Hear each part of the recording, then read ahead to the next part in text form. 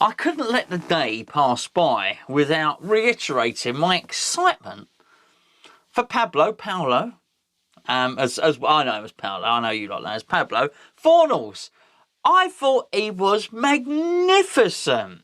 I'm absolutely delighted for the player, I've got to say. I told the story before, I'll tell it again. We were in Oxford in the League Cup, got thrashed 4-0.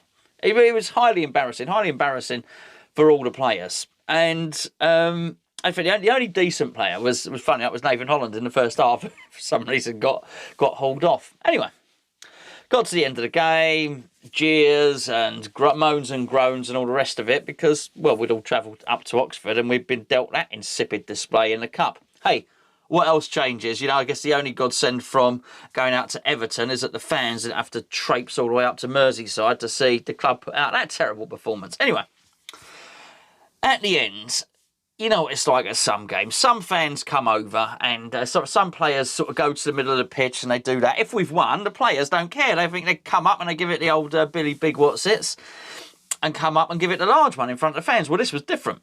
We'd lost 4-0. The players were sheepish. Most of them darted straight for the tunnel. I might have been Diop. I'm not entirely sure. Someone stayed in the middle and sort of applauded from a distance, a long way away. But there was one player who decided to go over and see the fans. And when I say go over and see the fans, I mean go all the way over and see the fans. And it was the fornicator himself. And I thought, and I said it at the time, this was quite a brave thing to do. Because the fans weren't happy. We were not happy. We were, you know, just rightly aggrieved with what had just gone on. But he didn't just walk up and then give it the old thing and walk off. He walked up to the fans, and there was a bit of a gap because they're building the stand at Oxford, or they're doing something or other. So there was advertising hoardings.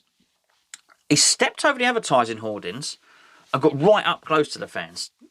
You know, and he couldn't speak any English, but he could say sorry. He was saying sorry. I thought, wow, well, this is that's quite a thing to do. I've got to be honest with you. If I saw, I don't know, 800 angry blokes who were quite annoyed with me, I probably wouldn't walk up to him. I'd go the other way.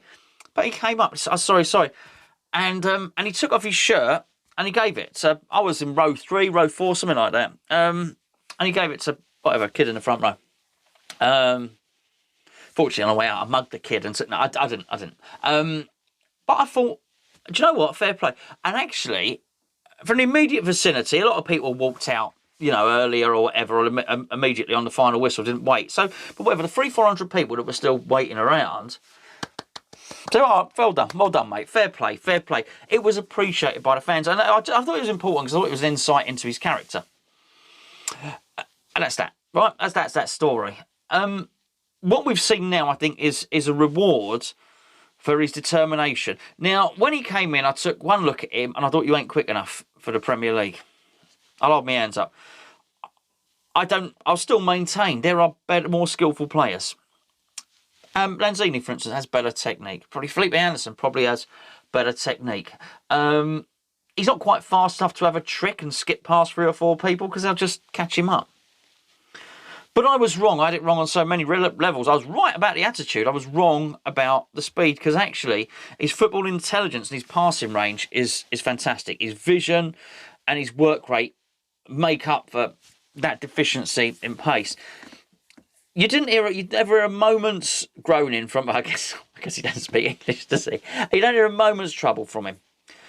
Didn't get in the team to start off with, and we paid a lot of money for him. You could rightly expect, bearing in mind, there were other teams in Spain who, you know, UEFA Cup standard teams in Spain who would probably, well, they have more kudos amongst the European game than West Ham, certainly, who could have got his signature. So he was one of the stars of the European Under-21 Championship of Spain. So you could understand why he was be thinking, well, then why am I not getting into the team here? I thought it was an odd purchase as well, bearing in mind Pellegrini had... Why did we need another attacking midfielder? We'd already got Jack Wilshere at that point. We had Lanzini there. Felipe Anderson could play there as well. We needed other positions. I mean, crikey, we've only just sorted the right back out 5 minutes ago, you know. There were other positions that needed filling, so I wasn't sure why we got him. And I wondered how Fornals felt about that. When he eventually did get in the team, he was played on the wing. Pellegrini played him on the wing, if you remember, for a little while. Then, of course, Moyes came in. Moyes didn't fancy him at all. And actually, I think when Moyes came in, a couple of times Fornals come off the bench, maybe got an assist or something like that, but still, Moyes was thinking, no, I don't fancy this. Eventually, when he did get in, he got in on the left wing. And I felt very much Moyes then started to warm to him. Maybe not as a winger, but maybe just warm to him as somebody that was going to give 100%. And we know Moyes likes those. And quite frankly, having seen how West Ham played today and against Wolves, I think we all like those, because I think very much the makeup of the team is about giving 100% at the moment. So I think perhaps Moyes warmed to him. He warmed to him some more, and until he gets to the point where actually he's in a situation where he's not going to leave him out of the team. But where I feel is a real just reward for Fornals is that he's now in a position where he can start to impact the game and affect the game more. When you're stuck out on the wing, what's he going to do? He has to cut inside. He can't run down the left wing and out sprint the fullback and put a crossover. It's not what he's going to do. It's not his game. Well, you've seen his game. You've seen his game. His game is determination. His game is being alert, and his game is based on passing technique. You saw those qualities in the Wolves game when he took the quick free kick and a lovely ball. It was a beautiful. A lot of credit was given to him for thinking quickly, but actually the ball was magnificent. He puts a real good curve on the ball as well. Look at it today as well. The same thing. I thought he'd left it late to play that pass. Actually, didn't. He was waiting for the play to get a little bit further up the pitch for Bowen to make his second run, and it was a beautiful pass.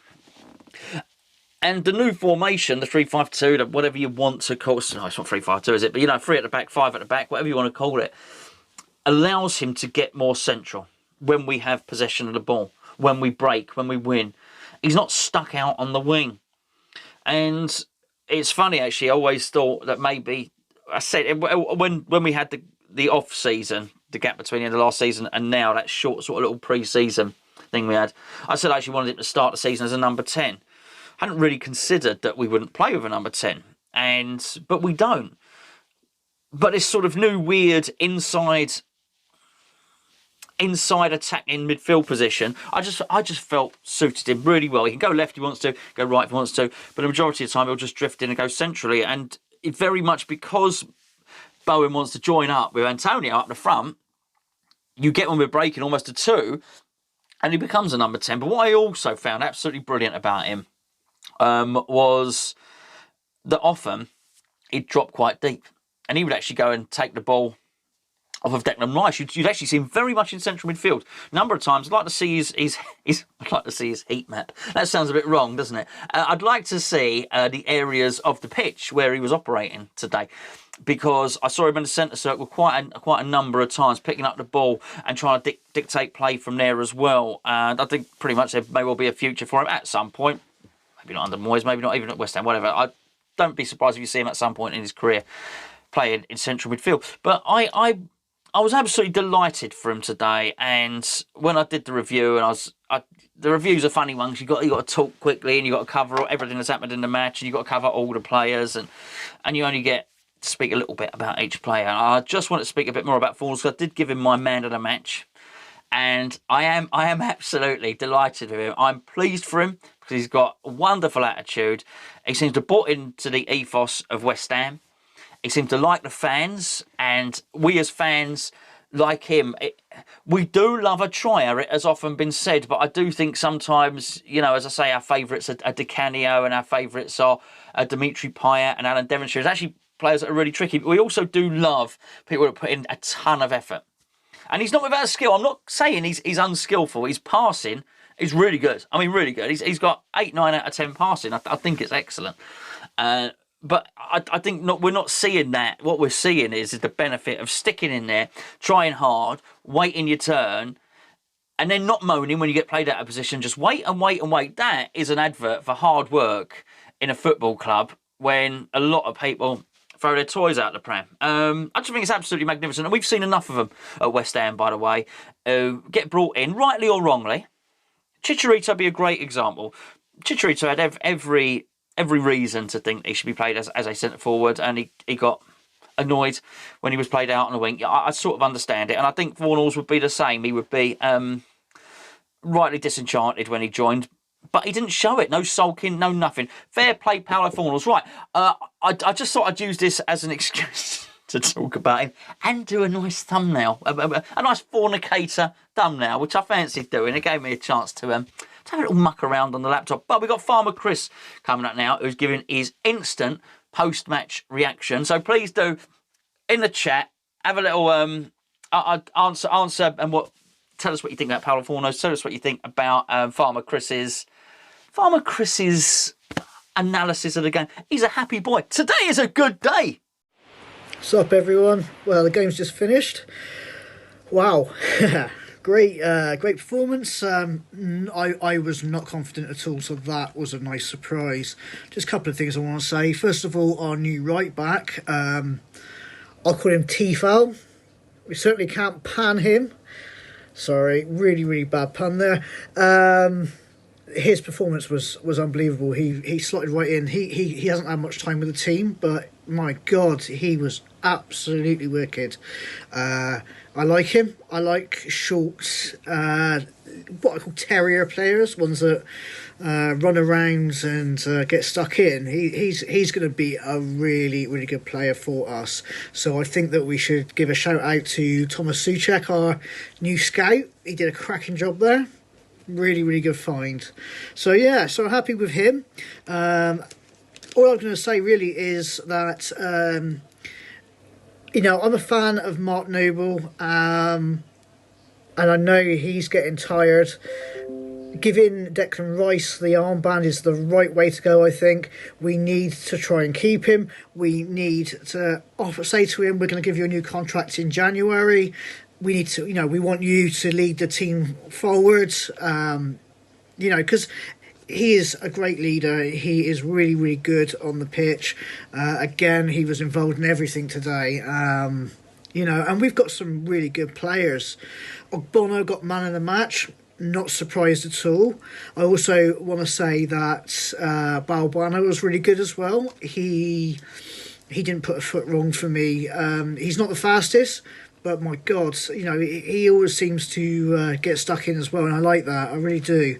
Really impressed. Left-hand side guys again, Creswell and Masuaku. Again, when they're both on the pitch together, I think they do all right, actually. I can't see how Anderson's going to get back into the team with the way that they're playing at the moment. Forward-wise, Antonio was epic. Seriously, that guy, he is a machine. I swear we should rename him Terminator 2 because he is like a robot. Unbelievable. He just doesn't slow down. He was shattered by the time we pulled him off. And Haller's not going to get back into the team at the moment. What does confuse me, though, is something that the people said earlier on commentary, that Antonio was just getting constant service into the box. He was getting so much service, he could just run straight onto these passes. Why wasn't that happening for Haller when Haller was playing? Is it just different players are on the pitch now? I don't know. To me, Antonio doesn't stop running. Maybe that's the problem with Haller. He just stands there and waits for the ball, and he doesn't work for it. So I don't know, but Antonio needs to stay. Fingers crossed we can keep him in in some sort of good health. He doesn't break down. And Bowen, Souček were absolutely awesome again. I can't say anything bad about anyone that was on that pitch today. They were all really good, and I know quite often people say when we do this that the opposition weren't on their game. Leicester were playing like Leicester. There was just they weren't having a bad game. They were playing really well. It was just that we played better. So yeah, really pleased, and let's hope going into the international break now that we keep the confidence up. Let's not get too complacent. Let's hope that the players keep that confidence going, and yeah, then I'm looking forward to watching us play Spurs. Anyway, that's all I've got to say. Cheers.